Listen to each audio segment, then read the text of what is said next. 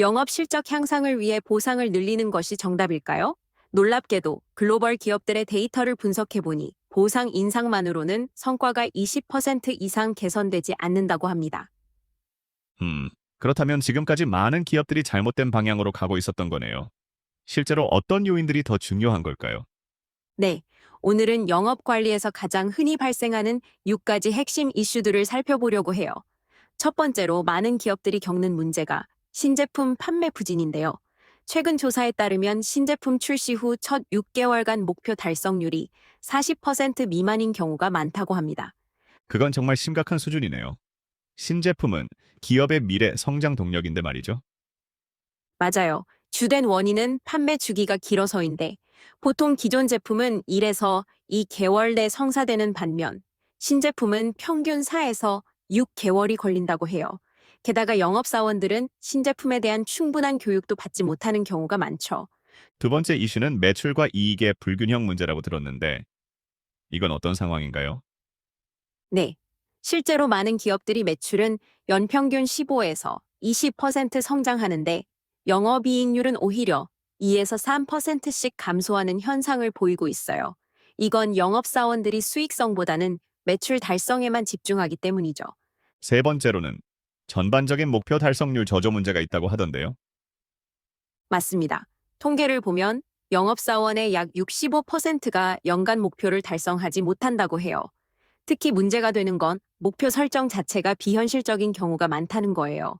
시장 상황은 고려하지 않고 전년 대비 일괄적으로 20에서 30% 상향 조정하는 시기죠.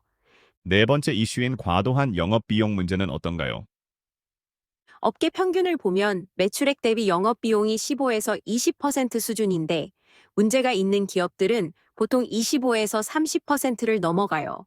특히 직접 판매 채널에서 저수익 고객을 상대로 하는 경우가 많은데 이런 전략은 장기적으로 기업의 수익성을 악화시키죠.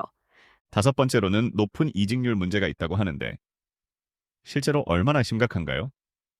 영업직의 평균 근속 연수가 2년 미만인 기업이 전체의 45%나 된다고 해요. 이는 다른 직군의 평균 근속 연수 4.5년에 비해 현저히 낮은 수준이죠. 주된 원인은 열악한 근무 환경과 부족한 경력 개발 기회예요. 마지막으로는 의외로 낮은 이직률도 문제가 될 수 있다고 하던데 이건 어떤 의미인가요?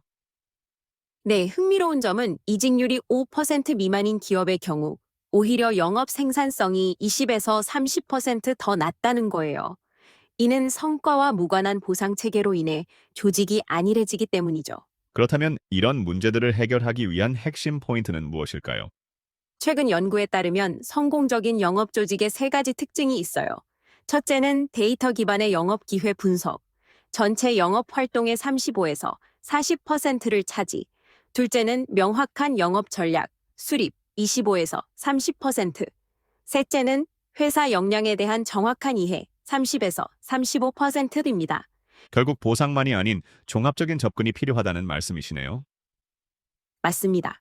실제로 성공적인 기업들의 사례를 보면 보상체계 개선만으로는 10에서 15% 정도의 성과 향상이 있었지만 종합적인 시스템 개선을 통해서는 40에서 50%까지 성과가 향상되었다고 해요.